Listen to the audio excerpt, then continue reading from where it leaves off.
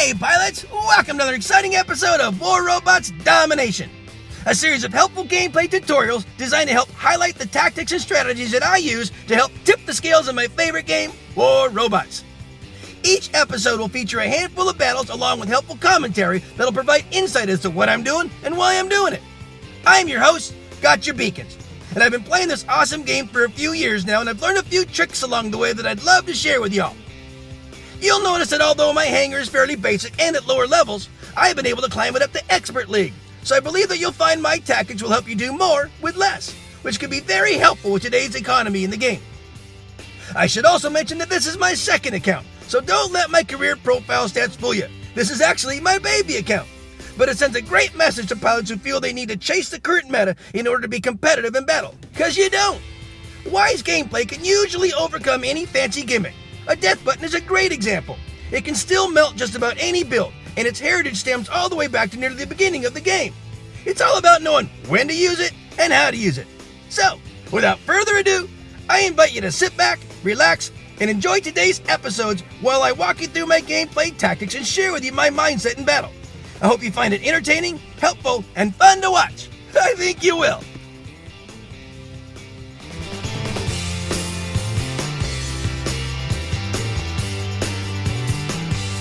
Let's start by taking a look at my hangar. We've got Frick and Frack, my Death Button Raven and my Russian Death Button Raven. Then we got the General, my beautiful Trident Fury.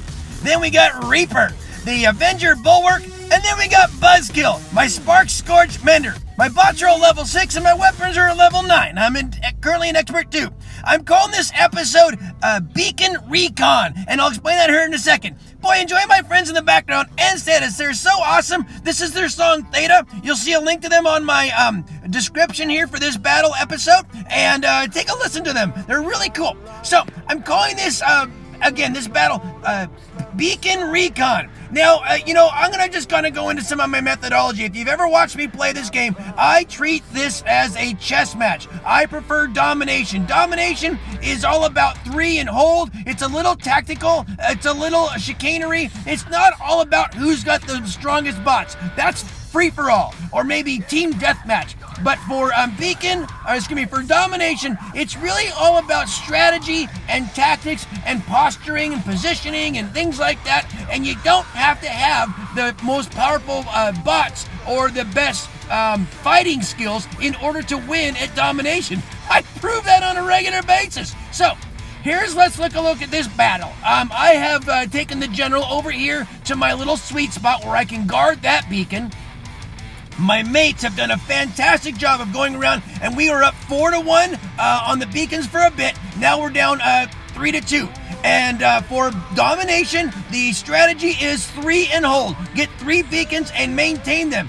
4 is great, but 3 is really all you need. And then what you do is you kind of hold and maintain. Or if nothing else, keep the Reds occupied. Make them think this is a free-for-all. Make them think this is a team deathmatch. Team deathmatch. Don't let them think about the beacons. Let that beacon bar cap run on down. Let them focus on fighting you. And while they're doing that, they're slowly dying. See that beacon bar? It's all the way down. And this has been a very short battle. Now, all I'm doing is holding it. I'm keeping their attention over here. I'll sacrifice my bots just to get their attention off of liberating a third beacon. So I'm going to go over here and let this Hayachi focus on me, get his attention off of any other beacons. And that's what we're doing, because we're basically keeping them occupied, keeping them busy, and watching that beacon bar drizzle down to nothing. These guys are losing. They should be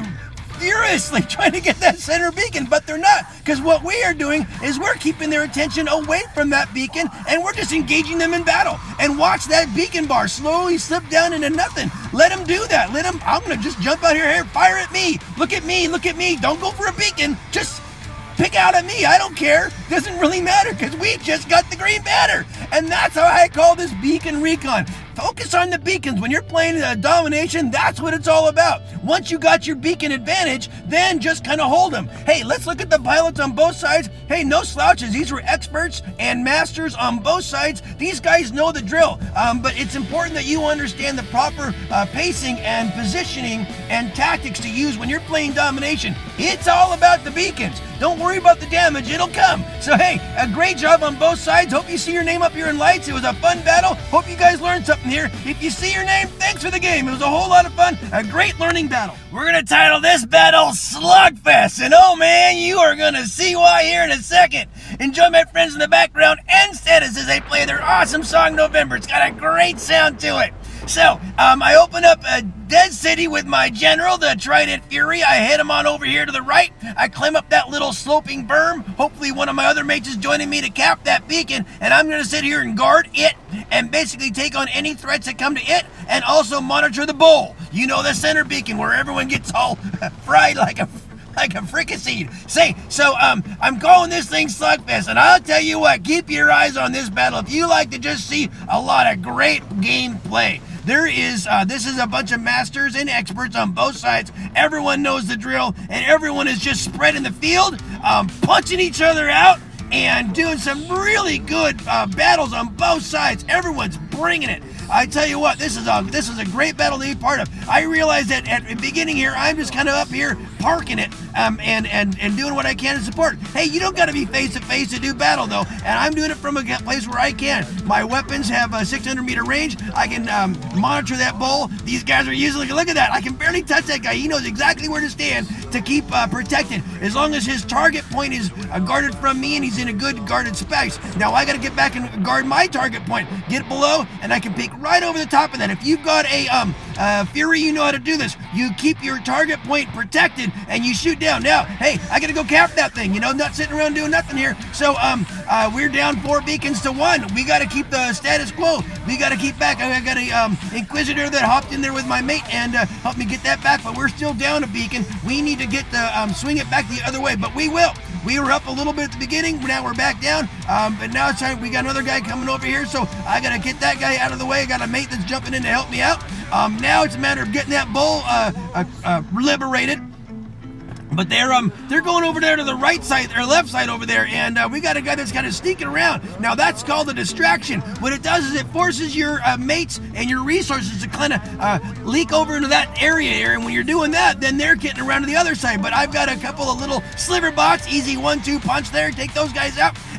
We got to get that center beacon back, and we are right now. We are liberating that. I got to help support him though, because he's got some guys over there that are taking him out. We're gonna see what happens. We got a Falcon coming in my direction. Falcons are very, very durable when they have their when they don't have their fangs out. So be careful that when you go to face them, just because they only have one weapon shooting at you, they are very tough with without the fangs out. Now I'm gonna go ahead and jump out. It's my time. The general did his job. It's time to get busy and take this guy out. And now start looking around to see where I can help. Now we are up 4 beacons to 1. We have gone around and liberated them, and this is looking pretty good. Now I'm going to go ahead and do a little sacrifice run, see if I can keep that thing, at least get it back down to neutral if I can. And I know I'm not going to last very long. I grabbed a module, but that wasn't a good. And somehow I hit a module right there when I launched in, and I don't know how I did that. I didn't certainly mean to, but I'm going to go back in and claim that beacon in the center there. I only liberated it. I unclaimed it, I guess, and now I'm claiming it.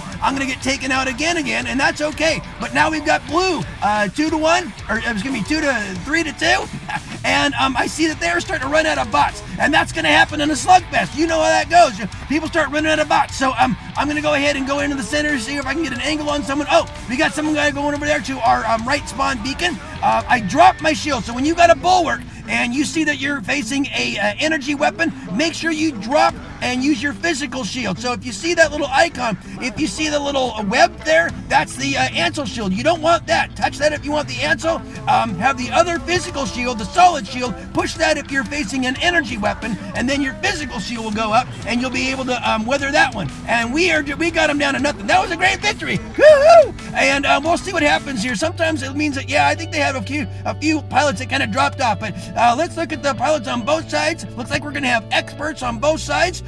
maybe a master or two thrown in. There's one right there. I see him every once in a while in battle, so it's great to run with guys that you see on a regular basis. Everyone knows the drill. The other side has a pretty good lineup as well, and unfortunately I think a couple of their pilots didn't do so good. I'm not sure if they lost connection or if they just kind of tanked off the battle there. That's too bad though. It's too bad.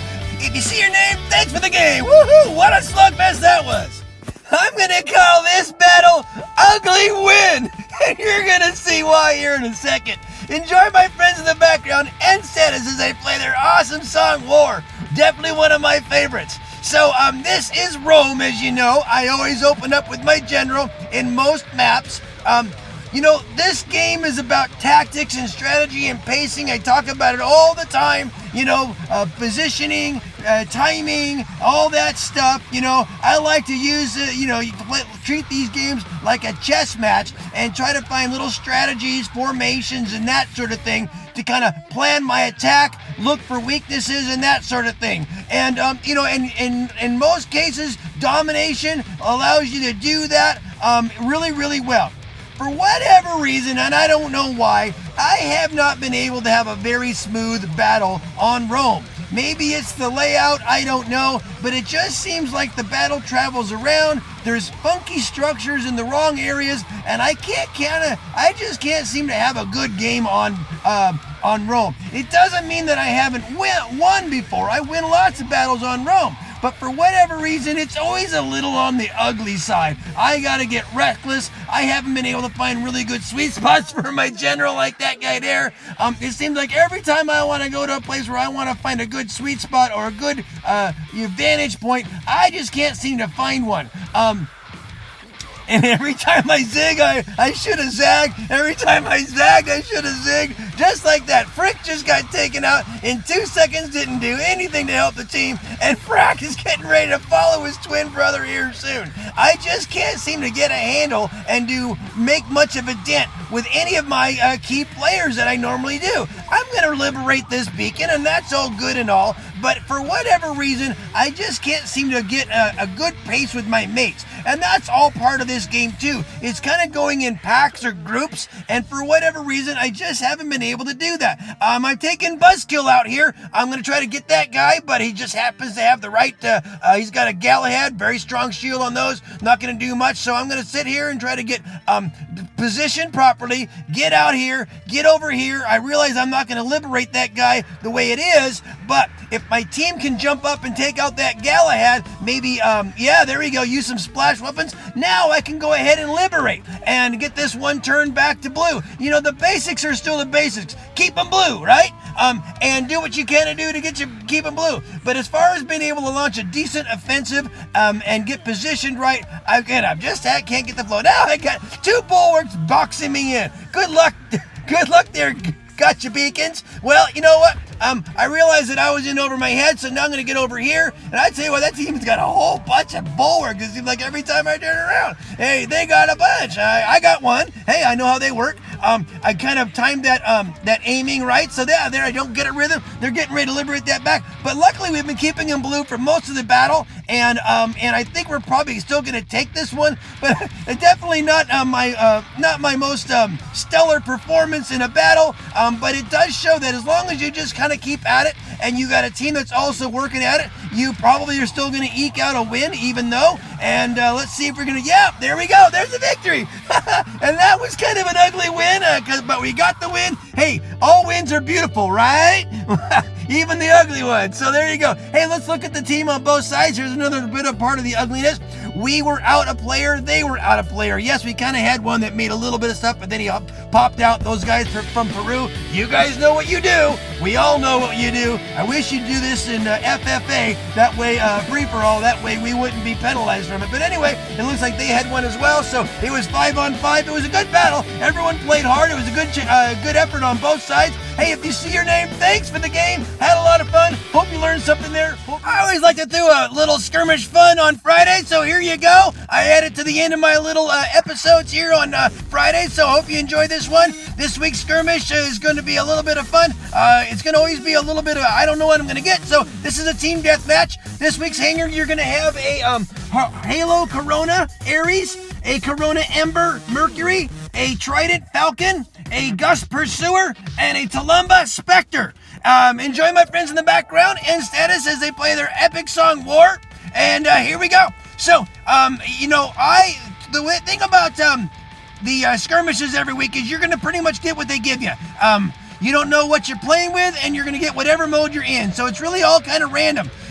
Because I specialize in domination and doing things a certain way, I'm always a little out of my element. But hey, it's all fun. It's a little strange, right? I do know the mechanics behind some of these weapons, but not all of them. So I'm always going to look a little, a little clumsy when I do this. But that's the fun about this skirmish is you're going to be clumsy, but so is everyone else. So don't get frustrated because you don't know how to use some of the weapons or that you haven't got the angle of them down or how to use them well, because no one else does either.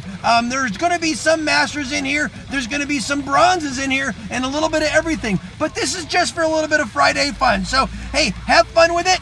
Don't get too frustrated. And there we go. So I'm in my the Trident Falcon. The way the Falcons work is with 3, they call it fangs out. When you're doing the 3 like that, you get 1 jump and you're at reduced durability, but you can use all your weapons. When your 1 weapon is out, you get higher durability, but you're only shooting 1 weapon and you don't get a jump. So there you go. And there's no stealth involved. This is the Pursuer. The Gus Pursuer is definitely one of the hottest builds out there right now, used in champs, used in all levels. If you can do one of these, you know. And if you've ever faced one of these little guys, they are freaking assassins. But now, you got to be careful with your Pursuer. A good Pursuer pilot knows when what you got to do is you got to time it right, do your Gus thingy, and then hide and wait and charge and wait and charge and let your Gus fill up, let your stealth build up, then you go up and you do 1 more assassin run, and there's a rampage. Now, if I wasn't surrounded like that, I'd be good, but I'm in their spawn area.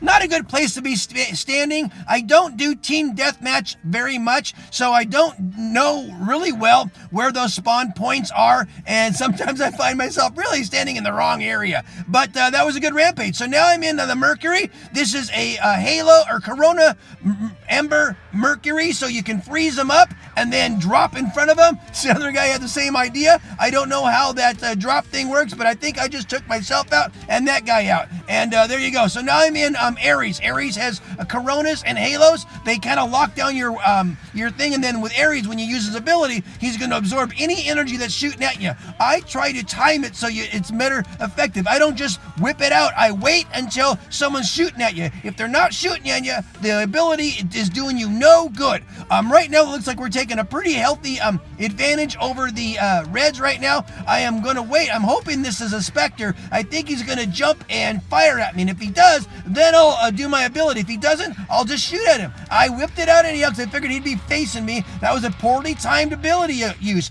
but it did take him out when I was done because those Spectres are pretty feeble once their stealth wears out. So there I go again, and I think that just took care of their last guy, and there you go. That's a victory, guys. Hey, that's this week's skirmish. Hope you have a lot of fun with it. Let's take a look at the pilots on both sides. Looked like each team had someone that kind of dropped off and didn't do much. So there you go. But we have some champs and some masters on my side, and there's a silver also. So that's the great thing about skirmish is you're going to have different pilots on both sides of all different ranks and abilities, but they're all using stuff that they're not used to, so it makes for a pretty fun battle, and you never know who's going to be on top. I've seen bronzes do great, so there you go. Hey, if you see your name, thanks for the game. It was a lot of fun, and thanks for watching, guys, and hope to see you on the battlefield out there. Peace out. Well, friends, that just about wraps it up for another episode. Thanks so much for watching. I hope you enjoyed what you saw and were able to take something you learned and use it in battle. I add content to my YouTube channel almost daily, so please stop by when you're able and check out the fresh new material. Or just click on an old episode and maybe catch another tip that'll help you up your game. If you like what you see, please tap on the red subscription button and then tap the bell to be notified when new episodes are released. It would also be helpful if you could make a comment about the video, whether it's an example of how the episode helped you, or maybe additional advice to help elaborate on the tactics I shared, or even constructive comments that'll help clarify something I might have missed. It's all good and greatly appreciated. Finally, this game is full of challenges and can create frustration for some who are simply trying to have fun with this awesome game. My goal is to provide you all with helpful information and help reduce the frustration and increase the fun. So, if you feel these videos are helping you, please share them with a friend, someone who you think might benefit from them. Well, that's about it for today, guys. As always, keep 'em blue out there, and I hope to see you on the battlefield. Make sure you're having fun, though, because if you're not, you're doing it wrong. I love you all for your support. Play well. Peace out.